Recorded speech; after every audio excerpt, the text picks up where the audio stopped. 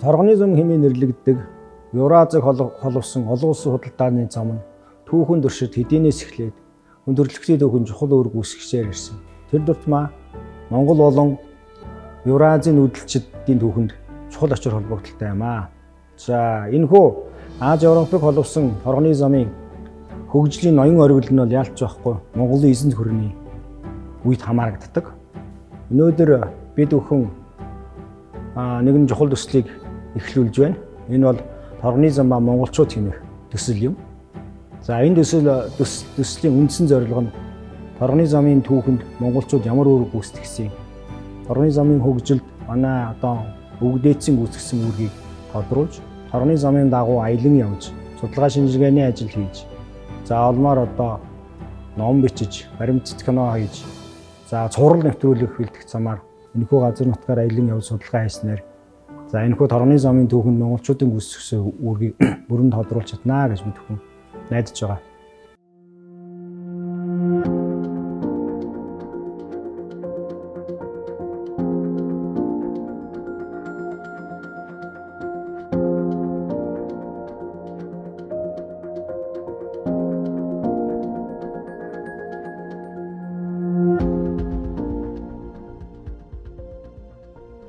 Торгон зам ба монголчууд аяллаа баг хотод бэлтгэлийн хаваа зааж аваад Ланжуу руу ниссэн. Ер нь торгон зам сонгодог утгаараа бол Шианаас эхэлсэн гэж үзээд ах шиг байна. Гэхдээ бид нар яагаад Ланжууд төвлөрч энэ аядны нэвтрүүлгээ эхлэе гэж бодсон бэ гэвэл Ланжуу өөрөө их утга учиртай.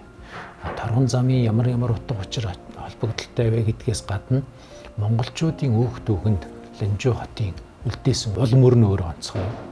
Тийм болохоор бид нар Ланжууг сонгож эхний том цэгээ болгож авсан байна.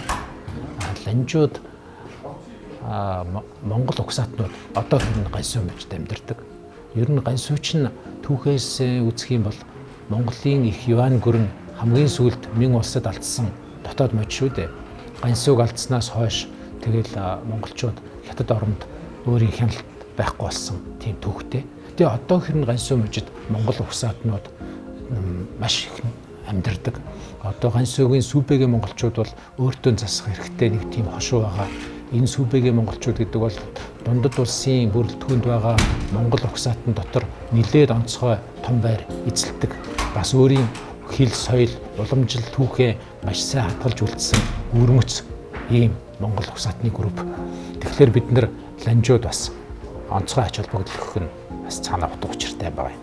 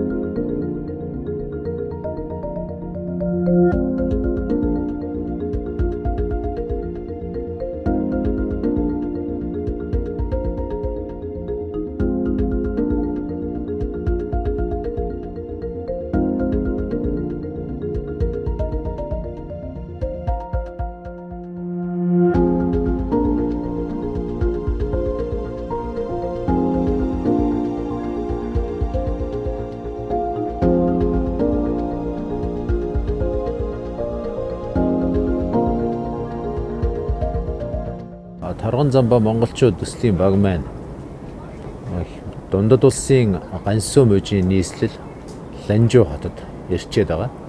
Энэ Ланжуу хот бол Монголын түүхтэй асар олон зүйлээр холбоотой хот. Энэ бол алдарч шар мөрнийг дагсан торгоны замын хамгийн том хот. Тэрнээс гадна монголчуудын алтан хот гэж нэрлэдэг байсан энэ хот бол өөрөө нүүдэлчдийн эртнээс нааш зааш сүлжсэн асар олон хөдөлгөөн, шилжилт, улс орнуудын хүч нааш цаашаа болж исэн бүх хүүхдүүгийн явцад тодорхой хэмжээгээр онцгой нөлөөтэй байж ирсэн бүс газар. Шар мөрний үндсэндээ Ланжуу хот маань шар мөрөнд дагсан их урт бараг 70 км сунсан тийм нарийнхан урт хот.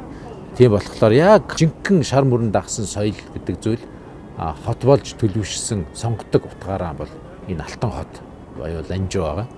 Энэ голлын нэр бол яг орчин үеийнхээ нэршлэрээ Хуанхэ буюу шар мөрөн гэж. Монголчуудын дунд бол хатан гол гэж илүү алдарсан байдаг. Энэ нь болохоор Чингис хааны үед холбогдох нэгэн домогтой холбоотой. Одоо Чингис хаан үзэсгэлэнтэй нэг хатныг хайлгаад энэ нь болохоор бас түүхэн баримттай Жахан хамбуугийн одоо 3 охиных нь нэг нь Тангуудын одоо орон нутгийн нэг язгууртанд бол хатан болж гарсан байна. Чи хэдэн оны үе ярьж байна? 13 доор 1200 оны гэсэн үг. Тийм. Тэр үеэс хойш бол тэгэд тэрийг хайлгаад тэр одоо баригдахгүй гэсэн учраас ингээ тэрнтэй холбоотой холбож тайлбарладаг тал бай. Шар гэдэг нь болохоор угаасаа энэ голын өөрийнх нь нэр нь энэ гол маань өөрөө төвдийн өндөрлөг амдаа оогоос цаашаага бүр ихтэй. Тэгээд бүр эрт цагаас ахуулаад хятадууд болон бусад ард түмнүүд бас энэ голыг бол аж ахуй, соёл бүхэмд маш том нөлөө үзүүлсэн учраас ихийг нэг хайдаг байсан. Бүр хятадд тооцсон төр ус болгонууд удаа дараалан хүмүүсээ болж их нь хаана вэ гэж бол их хайлгадаг байсан тийм гол. Энд чинь бол ер нь стратегийн гэдэг юм уу? Одоо орчин үеэр бол стратеги гэх. Дээр үеэр бол яг ингээд улс үндэстнүүдийн за тэгээд худалдаа 8-ны олон улсын геополитикийн ингээд их том түшиц газар болох гэдэг шүү дээ. Тийм. Баруун зүгт одоо хятадууд одоо хангийн үед, тангийн үед 2 удаа яг торгон зам доох нутаг дэвсгэрийг бүрэн эзэлж харьяанд оруулсан байна. Тэгэхэд бол их том түлхц болсон. Энд чинь олон соёл иргэншлийн бол одоо нийлсэн тийм нутаг. Одоо бид хүн ингээд Ланжуу хотын годамжаар явж байгаад хятад ухсааны хүмүүсээс гадна хятад ухсаатай боловч шашин соёл нь өөр хүмүүс бол харагдаж байна. Одоо бидний сайн мэдгээр бол дунгаанууд бол энүүхэн хойшоо Нянсайхан автоном дээрээ бол нутгалдаг. Тэгээд Ланжуугийн яг энэ хавар бол хуучин бас эртний жишээлбэл Монгол ухсааны Цифу гэдэг томоохон улс бол оршинд хотонж ирсэн. Сямби, Цифу, Умард хүннүү, Юэжи, Жун, Хятад гэх мэт тэр байтугай Ди гэдэг бас нэг өөр Ди байгаа. Одоогийн төвдүүдийн дээдс болох Чангууд байгаа. Нохоожун өнтер гэсэн нэртэй. Их олон тийм соёл иргэншлийн уулзар цэг маягийн нутаг. Ланжуугийн хамгийн өндөрлөг газар Ланжуу хот бол эргэн тойрон дандаа уул уттай. Гэхдээ хүн болгон ирдэг нэг өндөрлөг бол шар мөрний хойд бие дээр байгаа нэг толгоон орой дээр алдартай цагаан сувраг гэдэг тийм сувраг бий. Энэ сувраг өөрөө их утга учиртай сувраг. Ямар утга учиртай юм бэ гэхээр Чингис хаан маань их сонин өвөрмөц хүн байжээ. Одоо бид нар бол Чингис хааныг Баатар, Дайчин, Цэргийн, Жанжин гэх мэтээр ярьдаг. Яг үүндээ Чингис хаан маань бас маш их юмыг өргөн харддаг, өргөн хүрээнд юмыг сонирхдаг, шашны янзын урсгал, тухайн үеийн цаг үеийнхээ хамгийн дэвшилтэд сэтгэгчдийг бүгдийг цуглуулж, уулзаж, танилцаж, үг солилцож ингэж явсан ийм хүн байгаа. Одоо бол хамгийн түүхэнд тодорхой байдаг нь бол Чанчин бомб штэ. Бомбын ясны их арштай уулзсан тухай. Гэтэл шарын шашны, төвдийн бурхны шашны бас нэг том урсгал, сажийн урсгалын хамгийн том ламтай бас Чингис хаан маань бичлэн уулзсан юм байлээ. Тэгээ Чингис хаантай уулзнаа гэдэг бол тэр хүний хувьд нэр төрийн хэрэг байсан. Чанчин бомб Чингис хаантай уулзсныхаа дараагаас байр суурь нь бэхжээд бомбын ясны урсгал өөрөө маш том төвшөнд хүрсэн.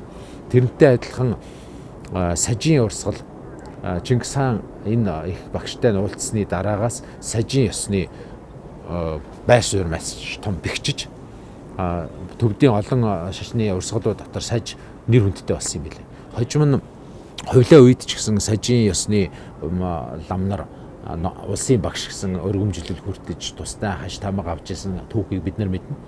Тэгэхээр энэ сажийн ясны Чингис хаантай бичиж уулзсан хүн маань Ланжууд нас урсан юм байна. Тэгээд ланжууд насварсныхын дурсгал зориулаад энэ хүний тэр их хаантай бичлэн уулзж исэн их номын эрдэмтний дурсгалыг мөнхжүүлэх шийдвэрийг Юань гүрний үед гаргасан.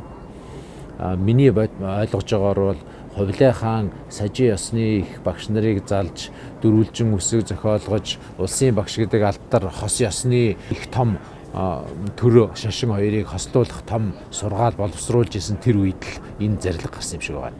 Тэгээд юутай ч гэсэн энэ алдартай суврагыг тэр ламын Чингис хаантай бичлэн уулзсан их ламын дурсгал зориулж сувраг босгох шийдвэрийг Юань гүрэн гаргаад Юань гүрний үед энэ Ланжуу хотод энэ суврагыг босгосон.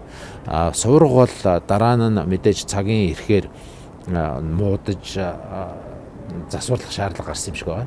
Тийм болохоор Мин улсын үед дахид зассан юм байлаа л дээ. Одоо бол бид нар хуучин суврагыг нэлээд засаж бэхжүүлсэн хувилбараар нь харж байгаа. Гэхдээ энэ суврагын хэдий зассан, хэдий сэргээсэн нь гол биш. Энэ суврагыг бий болгох, байгуулах болсон утга учир нь өөрөө онцгой юм. Энэ бол монголчуудын дэлхийн түүхэнд монголчууд ямар онцгой байж вэ? Тэрнээс гадна монголчууд ном, шашин, гүн ухаан, сэтгэлгээ гэдэг зүйлийг ямар их эрхэмлдэг байж вэ? Монголын одоо нэрийг дэлхийд мандуулсан агуу их Чингис хаан маань зөвхөн цэргийн удирдагч биш.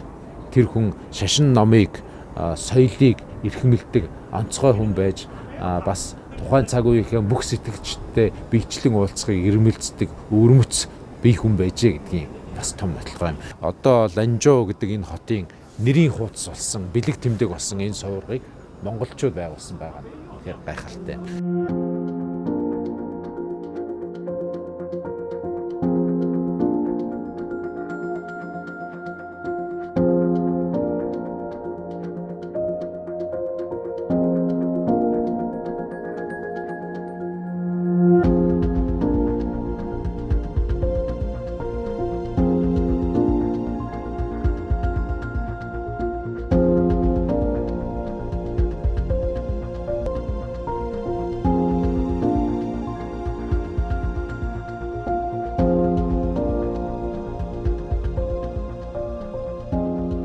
Ер нь бол хүмүүнээр Южиг эсрэг 3 товтлогоо хийсэн.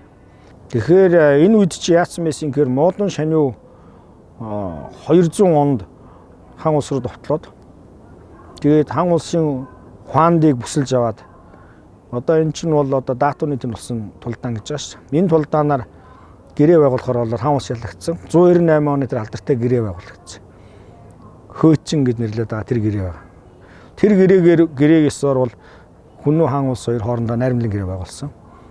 Тэр гэрээний дагуу бол ийм заалт байсан юм байна л да. Тэр хан улсын хондоогоос Хүннү Модон шаниу бичсэн загтал байна. Тэр загталд юу гэж яаныг вэ гэхээр ийм юм боллоо. Ингээд одоо манай гэрээ жигчигдэж танаа төвшүүл ингээд давталсан байна гэж загтал ирсэн байна.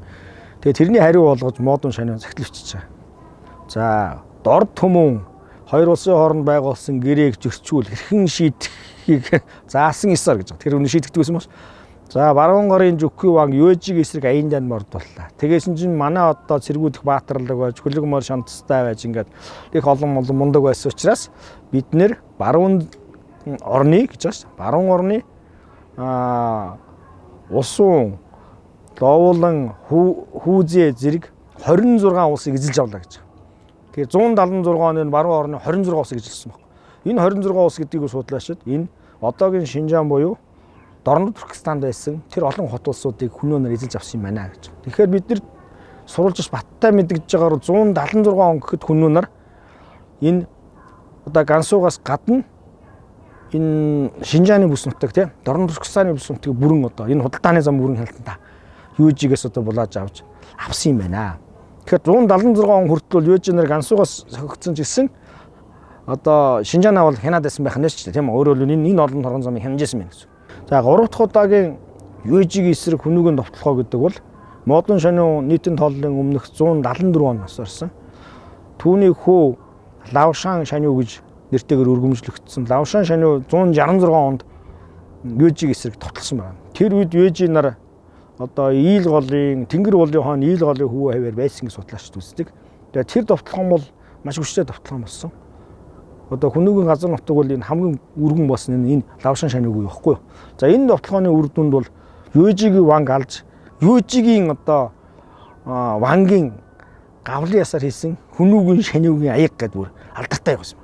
Тэр аяганд ингэж арх уудаг. Тэгээ архинда нэг хожим бол нэг тангар өргөсөн тухай гардаг юм л. Тэгээд энэ цус тусаагаад гэж бодвол эрхийн уруугаа ч юмсээ цус ийгээ тэгээд хоёулаа ингэж уус тангар өргөж байгаа тухай 100 гаруй жилийн дараа гарч байгаа. Тэгэхээр тэр аяг бол их алдартай аяг байсан ийм түүхтэй. Тэгээ Южин нар тэндээсээ зүхтаагаад мөн 3 дахь удаага хүнүүд ялагдаад зүхтаагаад одоогийн бол Узбекистаны нутаг тэр Амударя мөрний хөвөнд очиж суусан байна.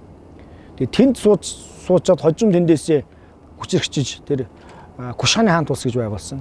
Тэр Кушаны хаант улс бол Урагшаага, Афганистан тэгээд Умар дэмтгийг байгуулсан их хүчрэг улс байгуулагдсан. Тэгэхээр Южинэр хэдийгээр хүнүү зөхөгдөө зүхтаагаад байсан ч гэсэн асар хүчтэй хэвэрлээсэн байна. Тэгэхээр мөн торгон замын нэг хэсэг тий. Өөрөөр хэлбэл Амударя, Сирдэрэ мөрний хойрох Мавирнахад очиж нусууж яана гэдэг чинь бол тэнд байсан Македоны Александр хааны байгуулсан улс задраад 3 хуваагдсны нэгэн дэр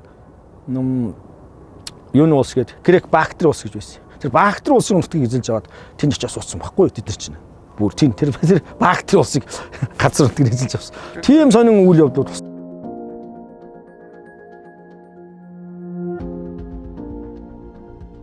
За тэгээд үүх түүхийн улбаач байдаг юм уу? Ланжуу хот Монгол судалтай их холбоотой байдаг сонин.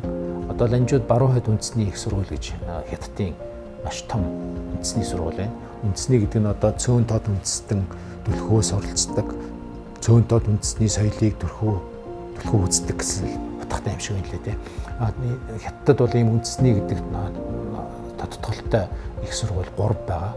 Бээжин төвийн үндэсний их сургууль гэж үүдэг зүүн хойд үндэсний их сургууль. Энэ баруун хойд үндэсний их сургууль бол энэ төвд ойрод монголчууд, хөх нуурын монголчууд, тэгээд энэ хавийн Гансүгийн монголчууд болоод энэ хавийг хятад иргэд тэгээд бас өвөр Монголын оюутан судлаачтай байд хамгийн нэр хүндтэй сургуулиудын нэг энэ Ланжуу хотод төвлөрсөн байна. Тэгээд Ланжуу хотод байдаг энэ сургууль нь өөрөө Монгол судлалын, Монгол уран зохиолын, Монгол түүхийн нэлээд тийм том өвдөлттэй их онцгой сургууль. Тэгэхээр энэ одоо манай дэлгэр жаргал докторыг яриад байгаа энэ бүх түүхэн энэ ой санамж нь энэ Ланжууд одоо хүртэл хадгалагдаж төвлөрсөн хэвээр юм байх шиг байна. Тэгээ энэ бас бидний хувьд олзуурах ууштай нэг сэдв санагдаж байсан энэ явцад.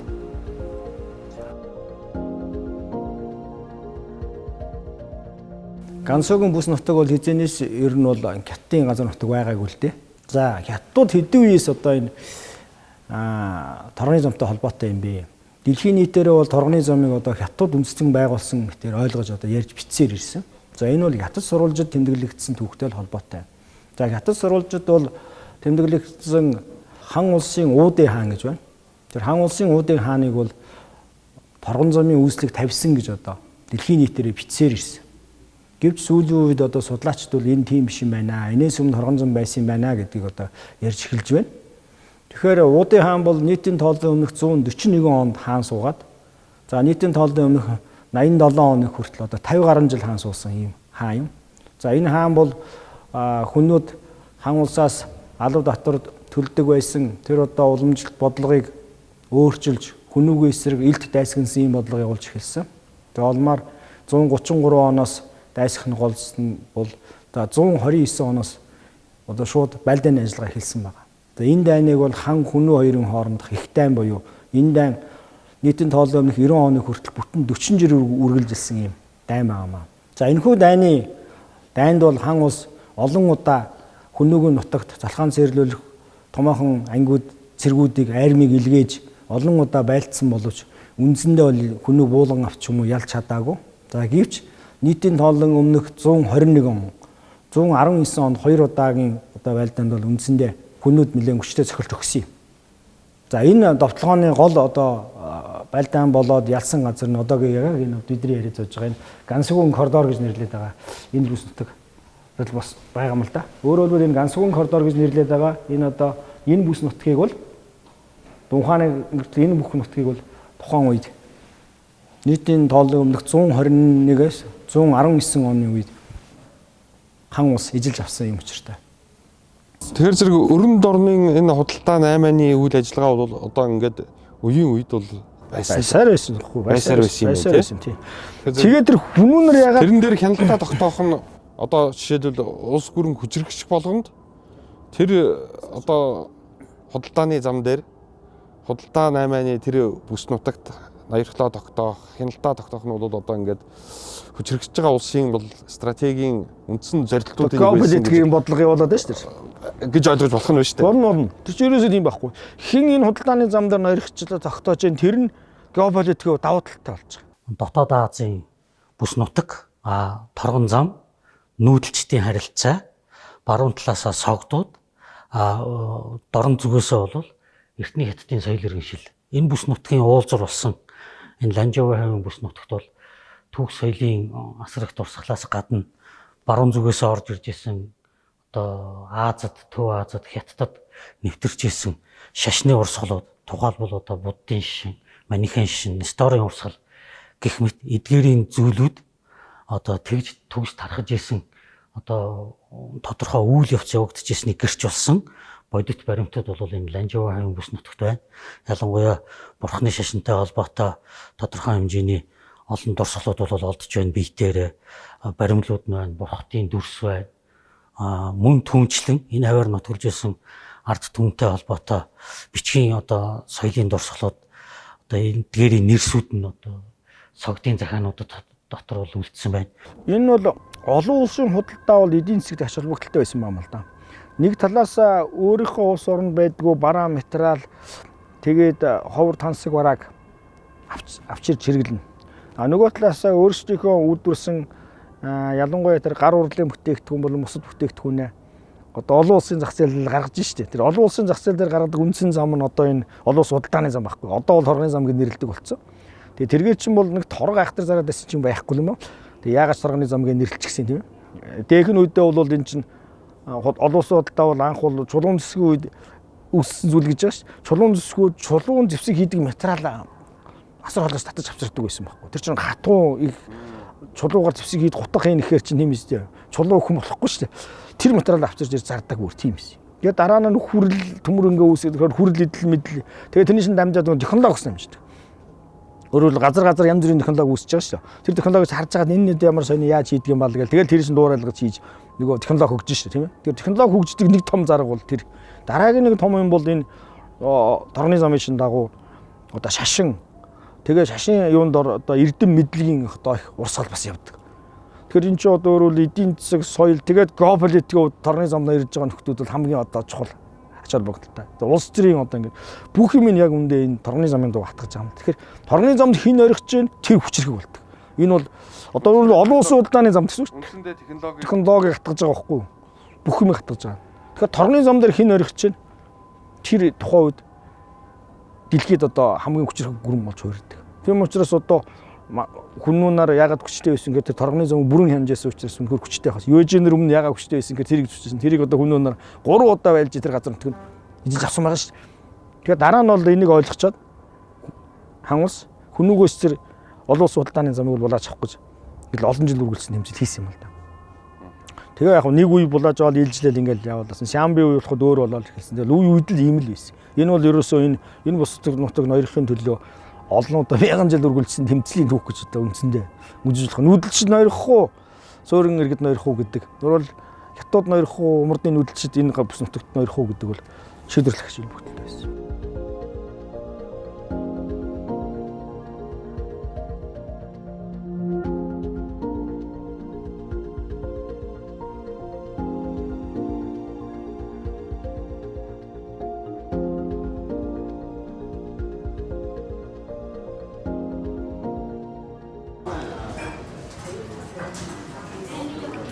За энэ торгоны зам дээр байгаа хамгийн том хот Ланжоо хотын нэрийн хуудас усан нэг хоол байдаг. Ланжоо намын гэдэг. Одоо энэ бусад хотууд бол Ланжоо намын гэдэг энэ өөрсдөө болохоор үхрийн махтай татсан гурилтай шүд. Энэ татсан гурилтай шүд бол ерөөсөө энэ газар үүсээд тал шин тарсан юм байлээ. Энэ ламины одоо бид нэр зүүн тийшээ Япон хүртэл, баруун тийшээ Итали хүртэл тарсан энэ хоолны голомт нутаг Ланжоо.